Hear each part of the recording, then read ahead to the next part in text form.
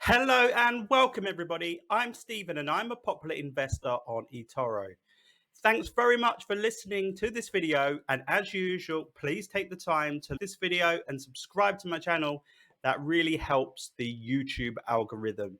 So also don't forget to put notifications on as well so you receive future updates from me.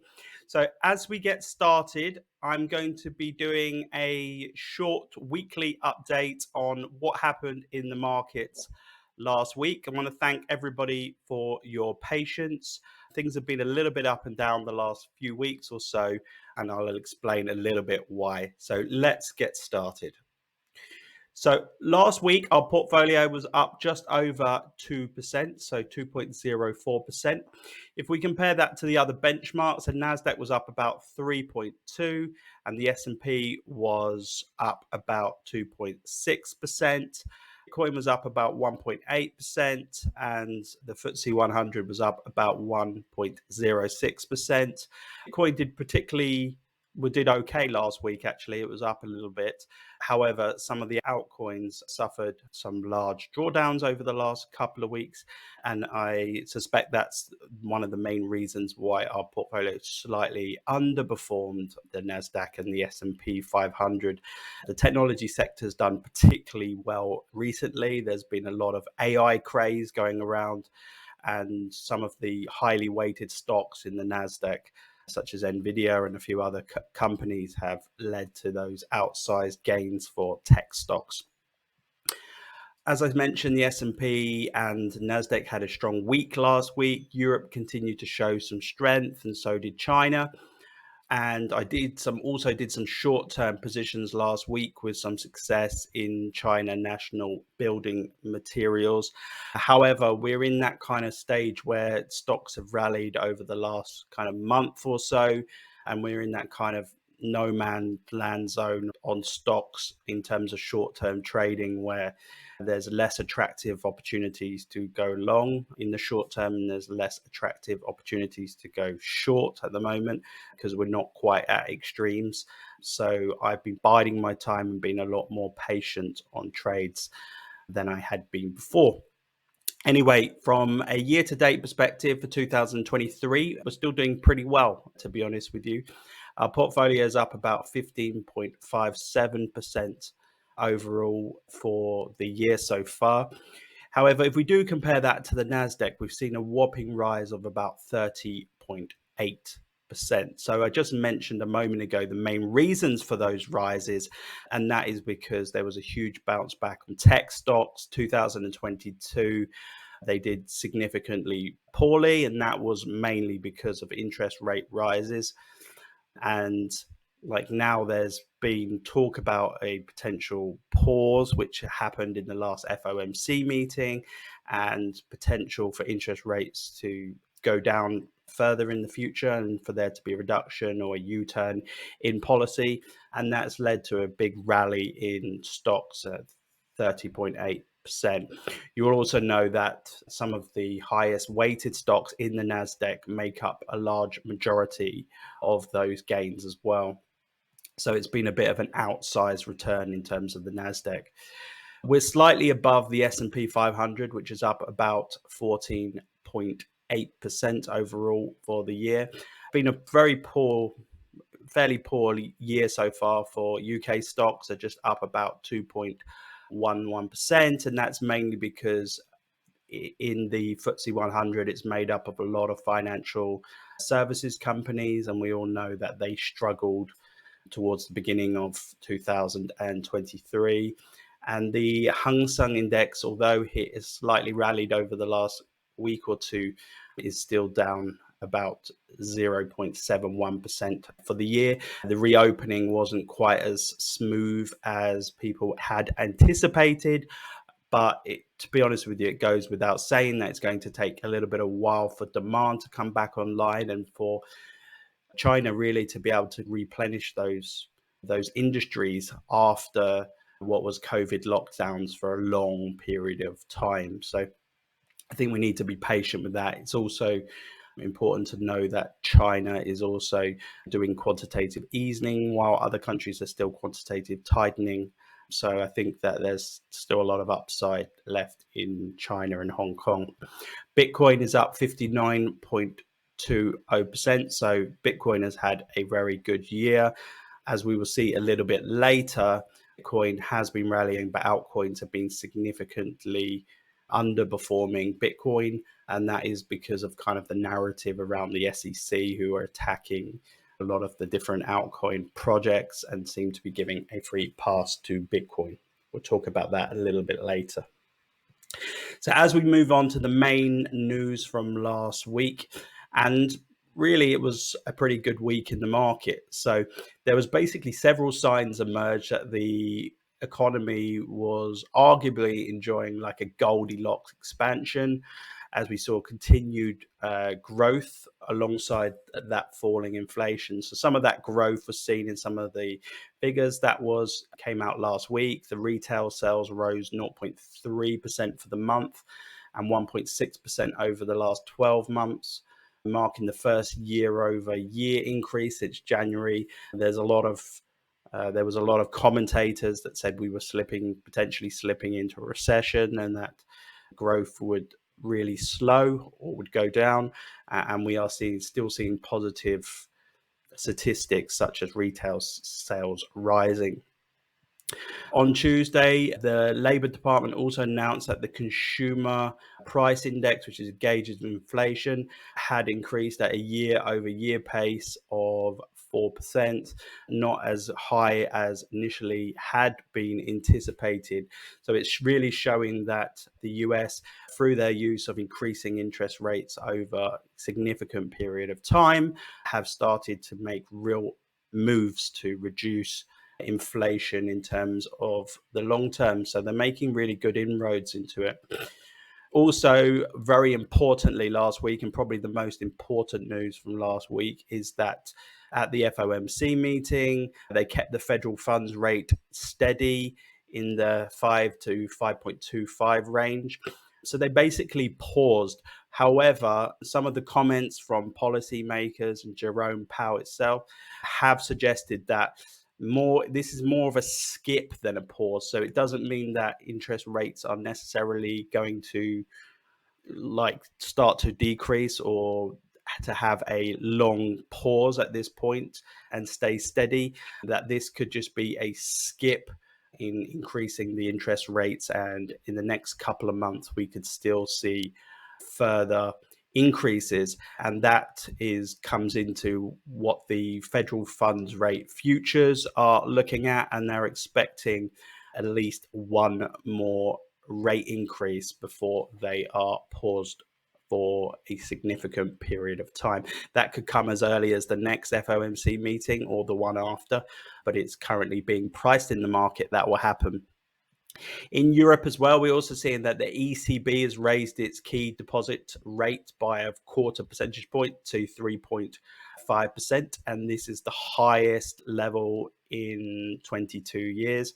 So we are still seeing that the European Central Bank are still increasing their interest rates, and this is expected to continue for much longer than is expected in the US, and that is because inflation is still higher in Europe, and they started with their interest rate hikes a lot later. We've also seen industrial production in the Eurozone has rebounded by greater than expected 1% in April, and this is due to a strong increase in capital good output. In terms of the UK, we've seen a rebound in UK economic growth. The Bank of England has said that they would continue to raise their interest rates in July. The economy grew 0.2% in April after contracting 0.3% in March. So just like Europe, we're expecting interest rates to continue to increase in the UK. Over to China. As I mentioned, it's been a difficult year so far for China. There's been a difference between the expectations of growth in China after the COVID lockdowns were released to what's actually come to fruition. And it's forced China really to go into quantitative easing mode. And this The People's Bank of China then have cut their lending facility rate by 10 basis points to 2.65. And this is the first reduction since last August, and they're really trying to stimulate the economy by quantitative easing. Indicators are still showing that China's economic activity has weakened last month, and that includes industrial output, retail sales, and fixed asset investments. They grew a lot slower than had been expected in May from the previous year. However, I do think that the economic activity will start to pick up towards the end of this year in China as things start to come back more aligned and the infrastructure is more set up for growth. As we move on to our top 3 performing stocks for last week, our top performing stock for last week is Wix, and that was up about 15.17. Technology stocks continue to rebound, and so did Wix last week. The second best performing stock in our portfolio last week was Dana Holdings, and that was up about 12.89%. And the third best performing stock last week was JD.com, and that was up about 8.49% as Chinese stocks had a good rally last week. As we move on now to our Death by Charts edition, I just wanted to go over 4 different charts. So the chart to the left is showing, against all expectations, I think the overall consensus of sentiment at the beginning of the year was that we could be potentially set up for a recession and a bad year in terms of the S&P and growth. However, it's completely turned on its head, really. And where we are now, the S&P is actually off to its best start in the year since 1997, which is up over 15%. So often when sentiment is at the lowest and you come off the back of a very poor year like 2022 and prices and valuations are a lot lower, this can often lead to a much better start in the year ahead. And that's really what's happened here. The second chart that I just wanted to show you to the right is the CPI. As I said, the inflation last year peaked at about 9.1% last June.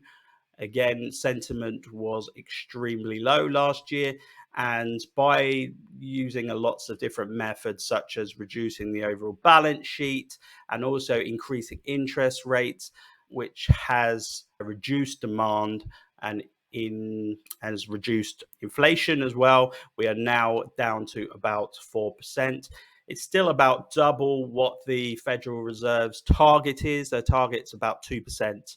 But making significant inroads to reducing inflation.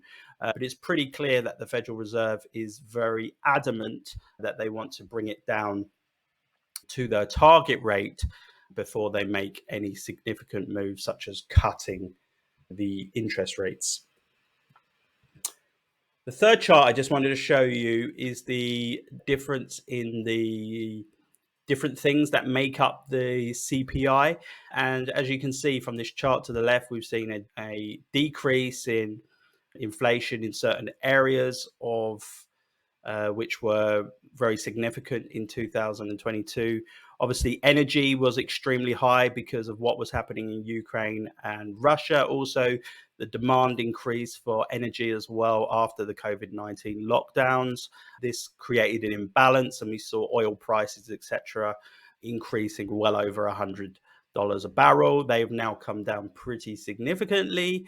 And we've also seen, for the first time, we've seen year-on-year shelter CPI has now moved down for 2 straight months, from 8.2% in March to 8% in May. So shelter was the most stubborn CPI reading and the most stubborn sector, and that is because there's a large lagging effect between increasing the interest rates and then this going through to obviously the price of housing, etc.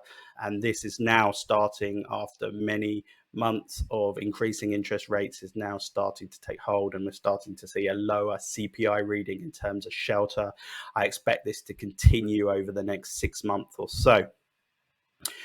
The fourth chart to the right as well, I just wanted to show you, is the federal funds rate target rate probabilities.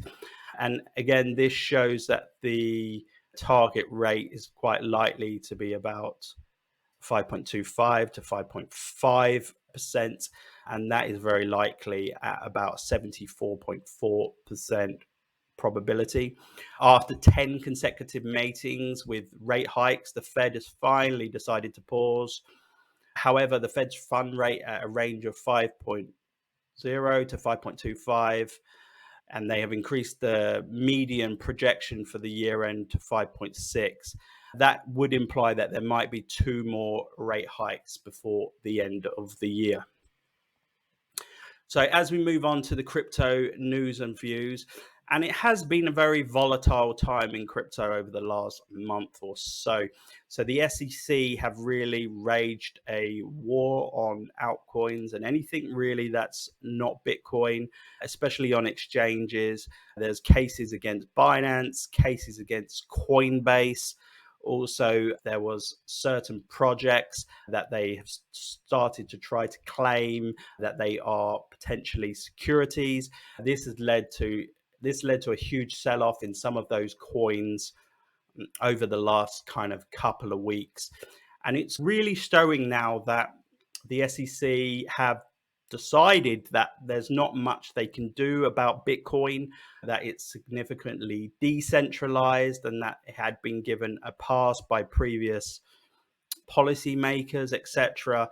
And what we have seen over the last week or so is we have seen BlackRock have actually launched an ETF application, so a spot application.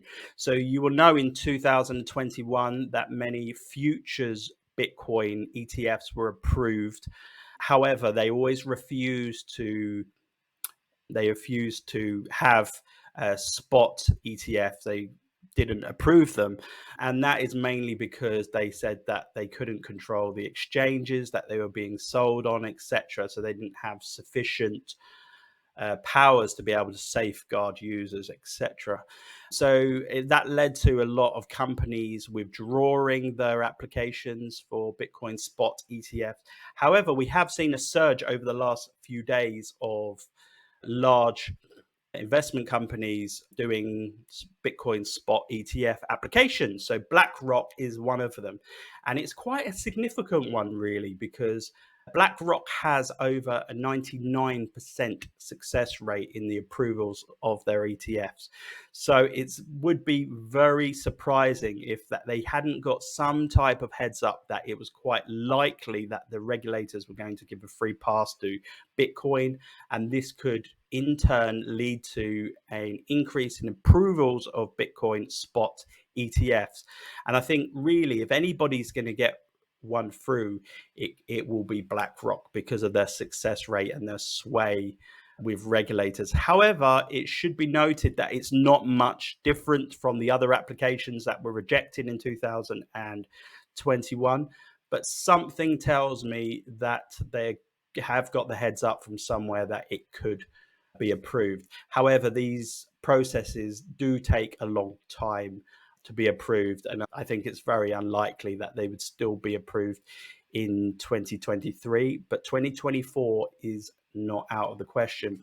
There's also a lot of speculation that this could be about the Grayscale lawsuit that's ongoing with the SEC, and that there could be a high probability that Grayscale could win the case, which in turn could lead to a conversion to an ETF.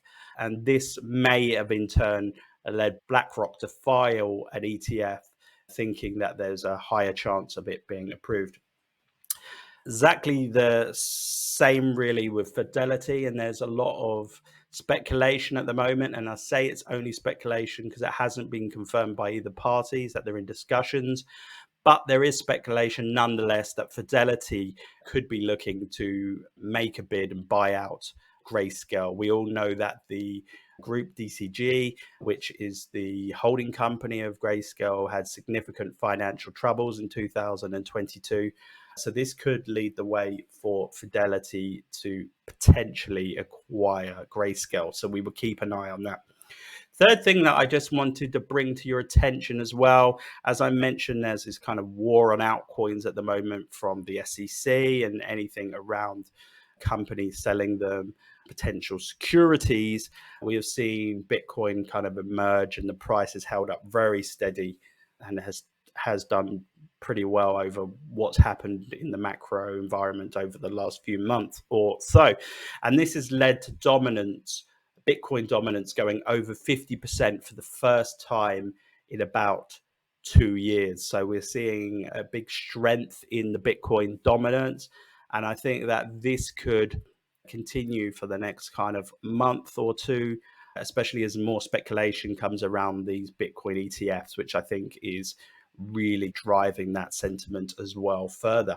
Bitcoin is obviously our number one holding in our portfolio. So the strength of Bitcoin is actually very good for our portfolio moving forward. So lastly, I just wanted to show a Bitcoin chart. And as you see, we've been floating in this range over the last really month or two between this, say, 30,000 to 25,000 range. And I think it's pretty important that, and we have done actually today on the day of recording this video, broken through that key 27,000 level, coming towards 30,000 level. And I think if we can hold significantly above that for a period of time, then we do have a good chance of kind of breaking out of that level, potentially above that 30,000 level resistance that we've seen before. I'm pretty bullish on Bitcoin over the rest of 2023. However, I do expect that it will range for a period of time, but we will probably have a much larger range. I don't think we're going to hit all-time highs in 2023. That is most likely going to come after the next Bitcoin halving, which is around kind of April 2024. However, I do think that there is some good upside to be had over the next few months or so.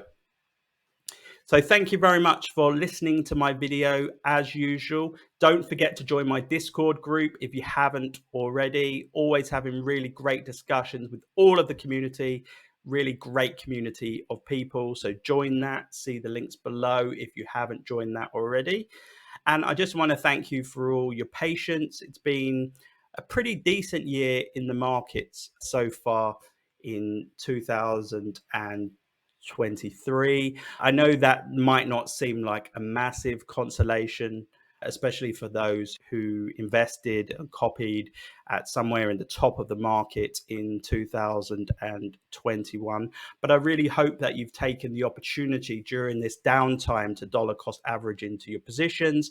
This does help to smooth out the average cost of positions and does help you to get above water a lot sooner.